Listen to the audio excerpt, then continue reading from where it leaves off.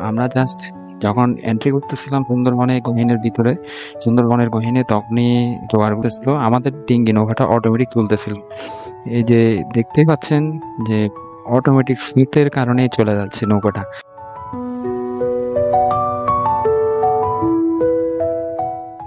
অনেক ভেতরে চলে এসেছিলাম, যেখানে সম্পূর্ণ নেটওয়ার্কের বাইরে ছিল। আর গাছগুলো এত সবুজ, এত সুন্দর ছিল, সত্যিই অসাধারণ। মনোমুগ্ধকর একটা পরিবেশ ছিল তখন। আর দেখতে আসলে সুন্দরবনটা সত্যিই আসলে সুন্দর। আমি আপনাদেরকে বলে বোঝাতে পারব না যে আসলে কত সুন্দর।